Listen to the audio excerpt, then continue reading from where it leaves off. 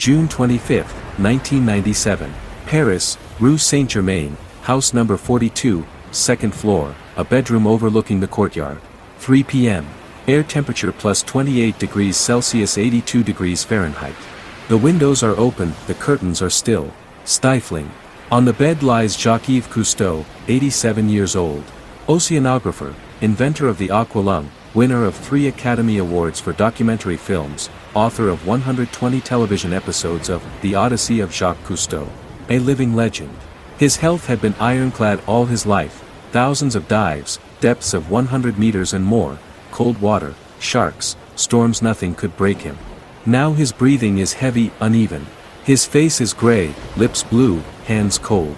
Next to him sits his wife, Francine Cousteau, 49, holding his hand, silent. By the window stands Dr.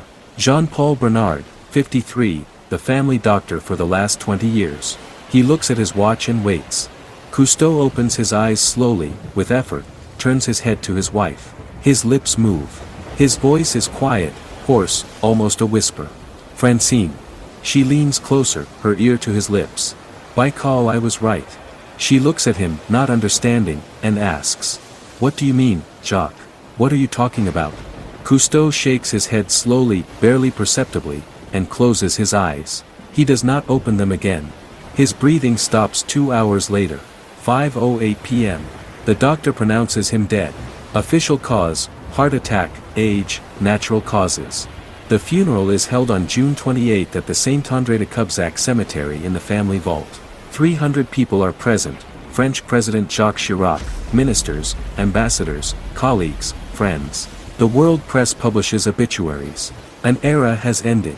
But here is the strangeness. 3 months earlier, in April 1997, Cousteau returned from his last expedition. Lake Baikal, Russia, Siberia. Filming the documentary, The Looking Glass of Baikal, for the series, Rediscovering the World. A strange title. Not The Secrets of Baikal, not The Depths of Baikal, not The Mysteries of Baikal, but specifically, The Looking Glass. As if he had passed through a mirror into another world and returned. And his health before Baikal was normal, 86 years old, but vigorous, active. He dove himself, led the filming himself, planned the next expeditions. He returned from Baikal and died 3 months later. His heart simply stopped. A coincidence? Perhaps. But there is testimony that almost no one knows about.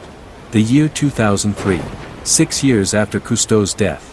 Marseille, St. Joseph Hospital, Oncology Department, room number 27.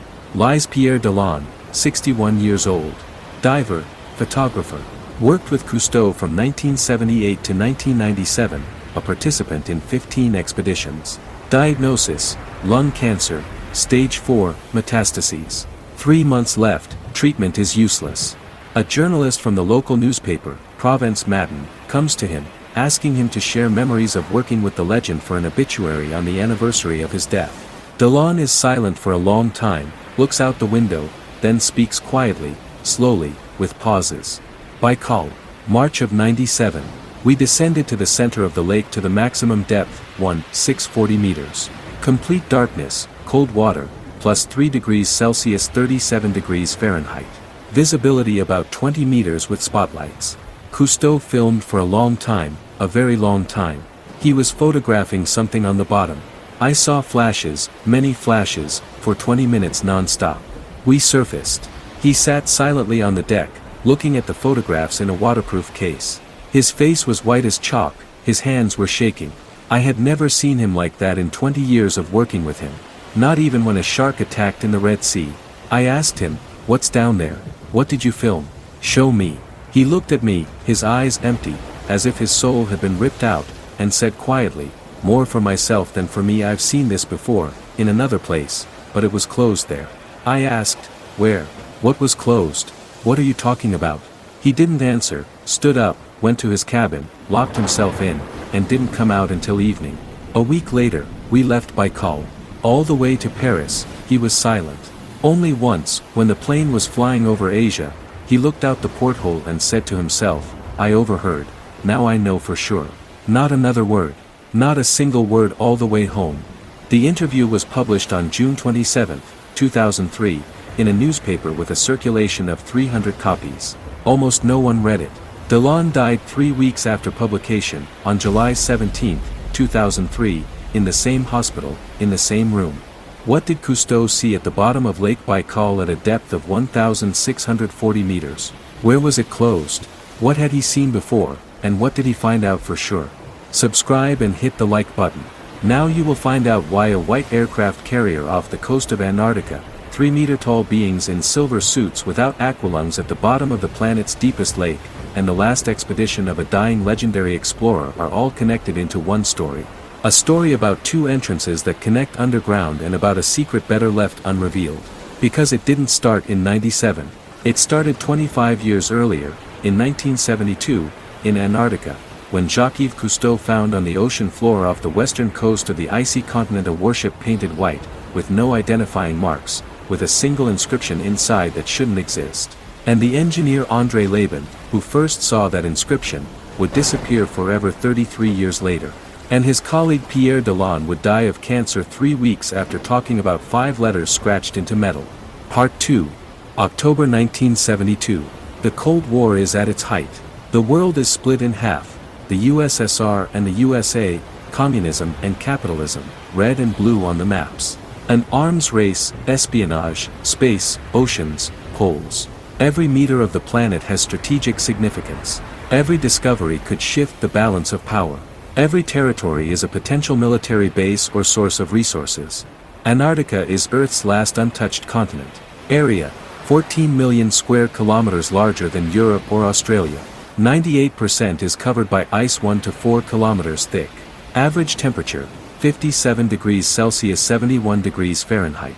The lowest temperature ever recorded on the planet, 89.2 degrees Celsius 129 degrees Fahrenheit, Vostok Station, July 21, 1983. No permanent population, only temporary research stations. Officially, the continent is for science, not for military bases. The Antarctic Treaty, signed on December 1, 1959, in Washington by 12 countries, prohibits military activity, nuclear testing, and territorial claims. Officially. Unofficially, every power keeps its eyes and ears there, building stations not just for penguins and glaciers. Seismic sensors pick up more than just earthquakes.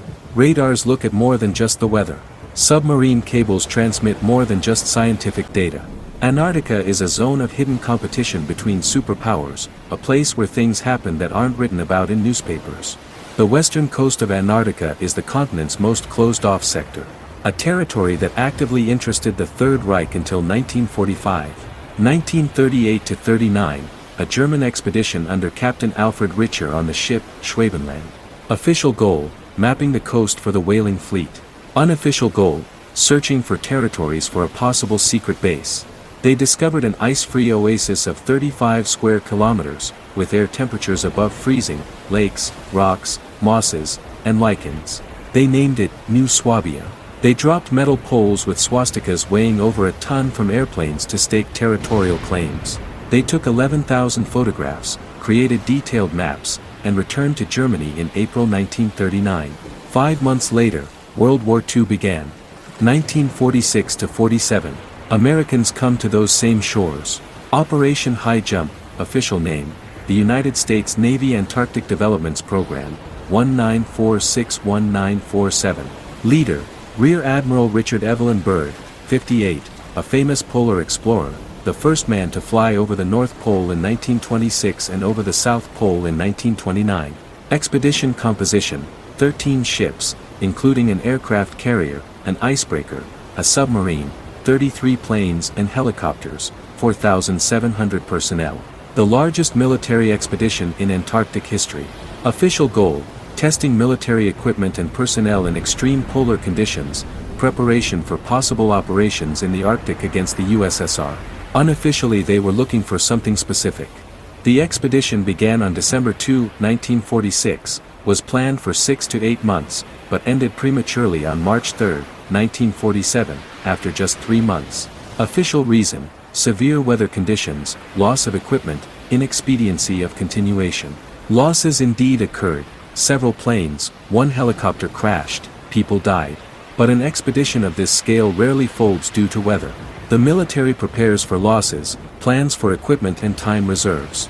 Upon his return, Admiral Byrd gave an interview to the Chilean newspaper, El Mercurio, on March 5, 1947.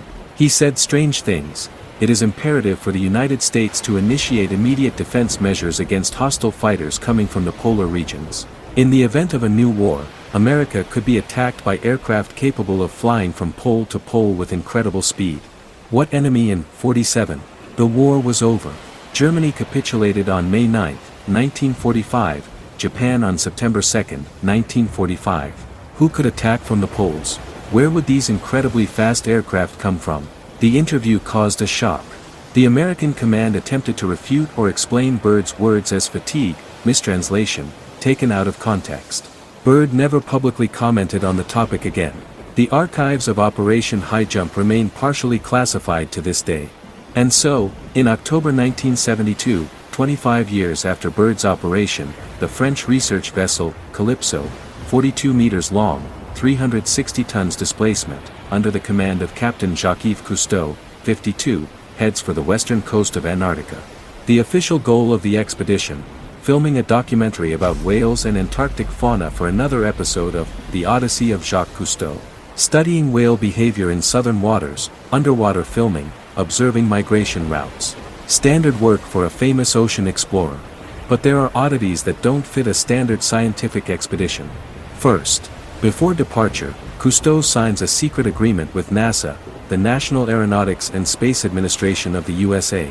The agreement is simple: any unusual findings made by the crew in the Southern Ocean and on the shores of Antarctica, Cousteau is obliged to report first to the American side. Not to the French government, not to the world press, but specifically to NASA. In return, Cousteau gets access to satellite scanning of those areas of the Antarctic surface that he personally specifies. The Americans undertake to conduct satellite imaging and transmit data directly to the Calypso via a secure communication channel. Why would a whale researcher need satellite reconnaissance of a continent? Second, the expedition route is illogical from a biological standpoint. If the goal is studying whales, it would be reasonable to head to the southeastern shores of Antarctica, where the main populations are concentrated, rich feeding grounds, plankton creates ideal conditions for observation. All reference books, all biological maps point to this very zone. Cousteau heads northwest, to the most closed-off sector, where there is less life, worse conditions for filming, a harsher climate. Where the Germans worked in 38, where Byrd was in 46. Third, en route, the Calypso makes a stop in the Gulf of San Matias. Coordinates: 41 degrees south, 64 degrees west. Argentina. The ship sits at anchor for almost a month. Divers go underwater every day, return silent. Official reports write about studying whale behavior in the Gulf, observing migration routes, measuring water temperature. But at the bottom of the Gulf lie two German submarines, U-530 and U-977. They arrived in July-August 1945, 2 to 3 months after Germany's surrender. Where they came from is unknown. What they carried is unknown. The crews surrendered to Argentine authorities, interrogations were classified, the boats were scuttled in shallow water. Cousteau studies them for 3 weeks straight. Then the Calypso moves on, sets a course south, to the western coast of Antarctica, where the Germans found an oasis 34 years earlier. Where the Americans were looking for something and curtailed their operation early 25 years earlier. Where a territory is located that to this day one of the South American countries keeps under strict control and jealously guards from foreign researchers. And on the third day of sailing along the coastline, as the Calypso moves slowly parallel to the ice, taking depth measurements and scanning the bottom with radar, the equipment begins to show an anomaly. A huge metal mass at a depth of 48 meters, measuring 150 by 30 meters, unlike the wreckage of a small ship or a sunken trawler. Cousteau orders preparations for a dive. 4 divers go under. And in 20 minutes, engineer André Laban will surface with a face white as chalk and say 3 words. It's an aircraft carrier. White. And he will add a 4th word, the name of what he saw scratched inside. Because of which, 33 years later, the entire Calypso crew will be dismissed, and 3 of the 4 divers who descended to the ship will die under strange circumstances. November 12, 1972. Coordinates: 72 degree 38 foot south, 103 degrees 21 minutes west. Western coast of Antarctica, waters of the Southern Ocean. Time, 12:20 local. Air temperature, 3 degrees Celsius 27 degrees Fahrenheit. Water temperature, 1 degree Celsius 30 degrees Fahrenheit. Northwest wind, 5 m/s. Medium cloud cover, good visibility, sea state 2. The Calypso moves slowly along the coastline. Speed, 5 knots. On deck, 3 crew members in warm jackets check diving equipment. In the wheelhouse, Captain Cousteau studies charts. In the engine room, the echo sounder is operating. Echo sounder operator Marc Dubois, 31, French. Works on the Calypso for 3 years, sits in front of the screen, watching the signals. The bottom is flat, depth 80 to 90 meters, sand, stones, basalt standard coastal relief. 12:23. An anomaly appears on the screen. The signal is strong, sharp, contrasting. The object is large, the reflection is metallic. Not a rock, not ice, not a biological mass. Dubois leans toward the screen, looks carefully, checks the instrument settings. The device is working normally, calibration is correct, no interference. He presses the intercom button and says, "Captain to the bridge. Anomaly on screen. Large metallic object. Depth 48 meters, approximate size 150 by 30. Cousteau gets up from his cabin, walks quickly to the engine room, enters, approaches Dubois, looks at the screen. Is silent for 10 seconds, frowns, asks quietly. "Sure it's not an instrument error?" "Absolutely sure, Captain. The signal is clean, stable. It's metal. A lot of metal." Cousteau goes out on deck, orders the engine stopped, anchor dropped, and preparations for a dive. Team, 4 people. Full gear, cameras, photo equipment, spotlights. The Calypso stops, the anchor drops to the bottom with the roar of the chain. The ship comes to a standstill. Preparations begin on deck. The 4 divers put on 7 mm thick wetsuits, check their aqualungs, pressure 200 bar, enough for 40 to 50 minutes at 50 meters. They attach tanks to their backs, put on masks, fins, weight belts with 6 kilograms each for buoyancy compensation in cold water. They take underwater cameras in sealed cases, Nikon cameras with 15 mm lenses, halogen spotlights of 1000 watts each. Team leader, engineer André Laban, 39. Born in Marseille, marine engineer by training. Has worked with Cousteau since 1963. Participated in 20 expeditions. Has made over 500 dives. Experienced, reliable, calm. With him, photographer Pierre Delon, 27, Parisian. Works on the Calypso for the 2nd year. Passionate, energetic, takes the best underwater shots on the team. Underwater cameraman Jacques Martin, 32, from Lyon. Films video for documentaries. A high-class professional. Equipment technician Claude Richard, 41, from Bordeaux. On the team for 4 years, responsible for equipment functionality underwater. Checks cameras, spotlights, communication. 12:05. The 4 go under. Water temperature, 1 degree C, 30 degrees Fahrenheit. The cold pierces even through the wetsuit. For the first few seconds, breathing quickens, the body tenses, then adapts. Visibility is excellent, 30 to 35 meters. The water is transparent as glass. Sunlight penetrates from above in oblique rays. At a depth of 10 meters, it's still light, a bluish-green hue to the water. Absolute silence. Only the sound of one's own breathing in the regulator. Inhale, exhale. Inhale, exhale. They descend slowly, controlling their descent speed, equalizing pressure in their ears every 5 meters. Depth 10 m, 20 m, 30 m. The light dims, the color of the water darkens to deep blue. The temperature drops another degree. At a depth of 40 meters, Laban is the first to see it. First a silhouette, blurred, enormous. Lying on the bottom at an angle of 10 to 15 degrees, bow slightly higher than the stern. Then details begin to emerge. It is a ship, a warship, painted a dazzling white. So white that even at a depth of 40 meters in the semi-darkness, it stands out as a contrasting spot. As if they wanted it to blend with the ice, to be invisible against icebergs and snow. Laban stops, hovers in the water, stares. His hand automatically rises, pointing to the others. There. Look. Delon swims up from the right, turns on his spotlight. The beam of light hits the white hull, reflects, is blinding. Martin turns on the camera, starts filming. Richard checks the depth gauge, 42 meters, writes it down on his slate. They approach slowly, cautiously, as if afraid to wake something sleeping. The ship is enormous. Length about 150, maybe 160 meters. Width about 30 meters. The deck is flat, almost no superstructure. A smooth, even surface takes up most of the hull's length. Only on one side a small superstructure about 5 meters high, square, windowless, sealed. The rest is a flat deck. An aircraft carrier. A light aircraft carrier. Such vessels were used in World War II for convoy escort, anti-submarine defense, and landing support. But from which country? American, British, Japanese, German. Laban swims up to the side, examines it carefully, looking for inscriptions, numbers, identifying marks, the ship's name, port of registry, anything. Nothing. The side is smooth. The paint is old, cracked in places, but holding firm. Underneath, the metal is intact, no corrosion, no rust.